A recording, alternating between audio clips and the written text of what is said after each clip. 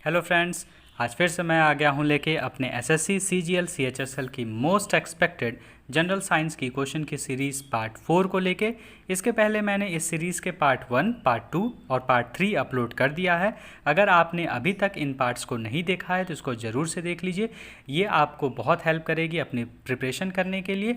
इन सभी पार्ट्स के link description box में अवेलेबल हैं, आप वहाँ से उन पार्ट्स को देख सकते हैं।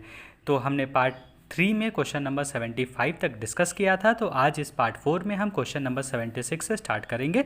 सो बिना देरी किए let's start it. Question number 76, sound can not pass through which medium. Sound किस मीडियम के थ्रू पास नहीं हो सकता है? तो इसका आंसर है वैक्यूम।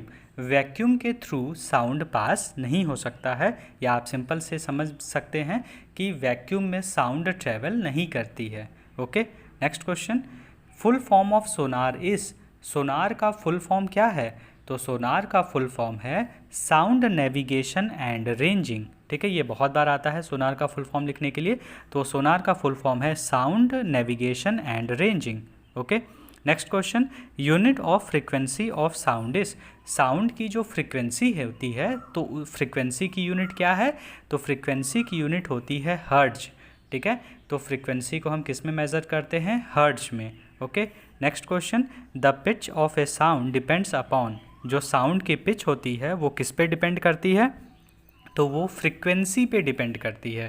ठीक है, तो पिच ऑफ साउंड किस पे डिपेंड करती है? फ्रीक्वेंसी पे डिपेंड करती है। Okay, next question, rainbow formation is due to. Rainbow का जो फॉर्मेशन होता है या रेनबो जो बनता है वो क्यों बनता है? Because of refraction and reflection of sunlight by water droplet. जब वाटर ड्रॉपलेट पे सनलाइट पड़ती है तो वो उस वाटर ड्रॉपलेट के अंदर चली जाती है और फिर वहाँ से फिर बाहर निकलती है। तो वो क्या करती है? रिफ्रैक्ट होती है पहले अंदर जाने के बाद, उसके बाद फिर अंदर से बाहर रिफ्लेक्ट होती है। ठीक है, तो इस वजह से हमें वो वाइट लाइट जो सन की होती है वो 7 कलर में बिखर जाता है, जिसके वजह से हमें रेनबो दिखता है। Okay, next question, nature of image formed by concave lens. तो कॉन्केव लेंस से जो इमेज बनता है वो उसका नेचर कैसा होता है? तो कॉन्केव लेंस से जो इमेज फॉर्म्ड होता है उसका नेचर वर्चुअल एंड इरेक्ट होता है। ठीक है, ये बहुत बार पूछता है कि कैसा नेचर है, तो हमेशा जो कॉन्केव लेंस है उसका जो इमेज का नेचर रहेगा वो वर्चुअल एंड इरेक्ट रहेगा। Okay, next question, a periscope work on the principle of.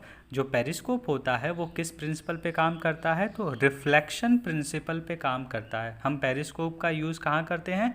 अपने से ऊपर वाली चीज़ों को देखने के लिए, या ख़ास तौर से सबमरीन्स में यूज होता है ये periscope.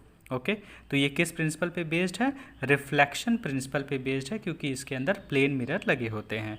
Next question, a fuse wire is made of. Fuse wire किससे बना होता है? तो एक्चुअली ये एलॉय है किसका? टिन और लेड का। तो fuse wire is made of an alloy of tin and lead. तो ये टिन और लेड के मिक्सचर से बनाया जाता है fuse wire. Okay, next question, the SI unit of electric power. Electric power का एसआई यूनिट क्या है? तो इलेक्ट्रिक पावर का एसआई यूनिट वॉट होता है। ठीक है, क्या होता है? Watt. Next question, the choke of tubelight works on the principle of. जो ट्यूबलाइट में चोक्स लगे होते हैं वो किस प्रिंसिपल पे काम करते हैं? तो वो इंडक्टेंस के प्रिंसिपल पे काम करते हैं। किस प्रिंसिपल पे काम करते हैं?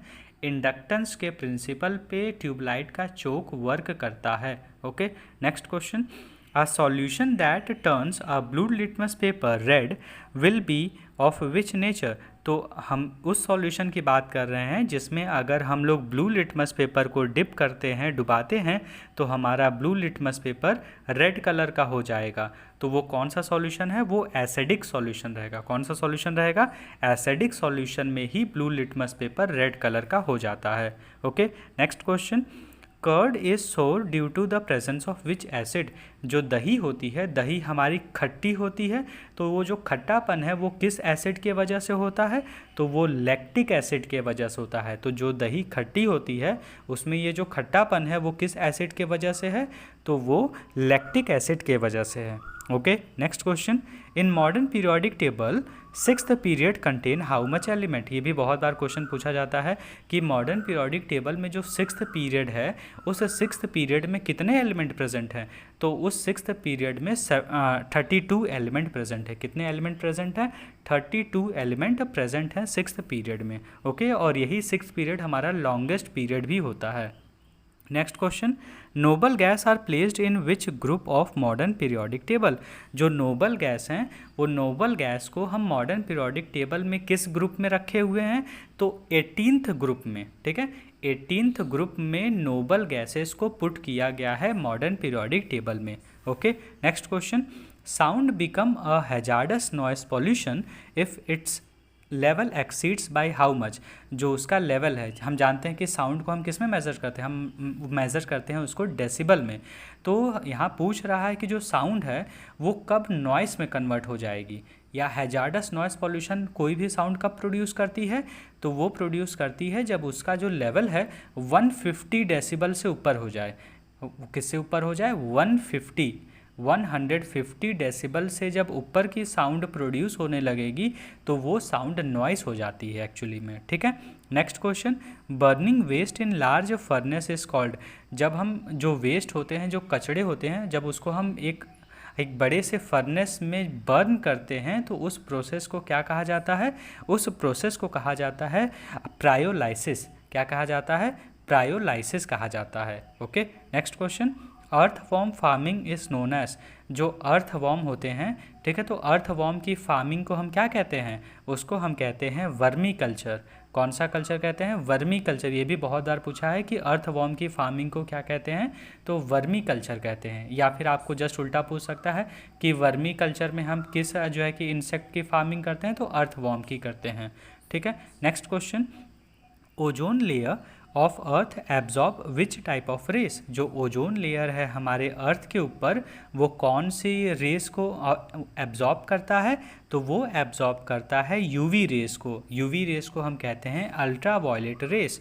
ठीक है, तो अल्ट्रा वायलेट रेस को हमारा जो ओजोन लेयर है वो एब्जॉर्ब करता है। Next question, deficiency of vitamin D causes which disease. तो विटामिन डी की कमी से कौन सी बीमारी होती है? तो उसका नाम है रिकेट। तो विटामिन डी के कमी से रिकेट की बीमारी होती है। Okay, next question, how many true ribs are present in human body. हमारे ह्यूमन बॉडी में ट्रू रिब्स कितने हैं? देखो, हम जानते हैं कि हमारे पूरे बॉडी में जो है कि 24 रिब्स प्रेजेंट है, मतलब आप कह सकते हैं 12 पेयर। तो हमारे बॉडी में 24 रिब्स प्रेजेंट होते हैं, पर वो 24 के 4 जो है कि उसमें से पूरे के पूरे ट्रू रिब्स नहीं होते हैं। उनमें से कुछ फॉल्स रिब होते हैं। तो फॉल्स रिब उन्हें कहते हैं जो एक दूसरे में जो है कि फ्यूज्ड हो गए हैं। तो ट्रू रिब्स हमारे बॉडी में कितने हैं? सिर्फ और सिर्फ 14 हैं। तो हमारे बॉडी में पूरे मिला के 24 रिब्स हैं और ट्रू रिब्स कितने हैं? 14 रिब्स हैं। ओके, और फॉल्स रिब कितने हैं? 10 रिब हैं। आपसे पूछ सकता है ऑप्शन में या फिर पेयर में लिखा रहेगा। तो ट्रू रिब्स कितने पेयर में है? तो 7 पेयर में ट्रू रिब्स प्रेजेंट है। Okay, next question, which vitamin help in clotting of blood. Blood की क्लॉटिंग में कौन सा विटामिन हेल्प करता है? तो विटामिन के। विटामिन के हेल्प करता है ब्लड क्लॉटिंग में। Okay, next question, in which organ Bowman capsule is present. तो जो बॉमेन कैप्सूल है वो किस ऑर्गन में प्रेजेंट होता है? तो वो प्रेजेंट है किडनी में। ठीक है, तो किडनी के नेफ्रॉन में प्रेजेंट होता है Bowman capsule. Okay, next question, which eye disease is also known as pink eye. हम पिंक आई को कौन सा डिजीज़ बोलते हैं? जब हमारी आँख एकदम लाल हो जाती है, मतलब एकदम पिंक कलर की हो जाती है, तो उसको हम कौन सी बीमारी कहते हैं? उसको हम बोलते हैं कंजक्टिवाइटिस। हम उसको क्या बोलते हैं? हम उसको बोलते हैं conjunctivitis. Okay, next question, location of adrenal gland in human body is. हमारे ह्यूमन बॉडी में एडर्नल ग्लैंड कहाँ प्रेजेंट है? तो वो हमारे किडनी के ऊपर प्रेजेंट है। कहाँ प्रेजेंट है? Above kidney. हमारे किडनी के ठीक ऊपर प्रेजेंट है एडर्नल ग्लैंड। तो 2 एडर्नल ग्लैंड प्रेजेंट होते हैं, left adrenal gland and right adrenal gland. ठीक है, जो दोनों किडनी में प्रेजेंट है। ठीक है। Next question, mostly bacteria belong to which kingdom? ज़्यादातर जो बैक्टीरिया होते हैं वो किस किंगडम से बिलोंग करते हैं? तो वो मोनेरा किंगडम से बिलोंग करते हैं। तो जो बैक्टीरिया होते हैं, बैक्टीरिया ज़्यादातर मोनेरा किंगडम से बिलोंग करते हैं। ओके, इस सीरीज़ के हमारे लास्ट क्वेश्चन 101 क्वेश्चन जो है वो है, bile from the liver is collected in which part? जो बाइल हमारे लीवर से निकलता है वो किस पार्ट में कलेक्ट होता है? तो वो सबसे पहले गैल ब्लैडर में कनेक्ट होता है, उसके बाद फिर वो वहाँ पे स्मॉल इंटेस्टाइन में जाता है। ठीक है, तो बाइल जो लीवर से रिलीज हो रहा है वो कहाँ पे कलेक्ट होता है या कहाँ पे स्टोर होता है? तो वो गैल ब्लैडर में स्टोर होता है। कहाँ पे कलेक्ट होता है? गैल ब्लैडर में। Okay, thank you. अगर आपको वीडियो अच्छा लगा हो तो इसको लाइक करिए, शेयर करिए एंड सब्सक्राइब करिए। Thank you.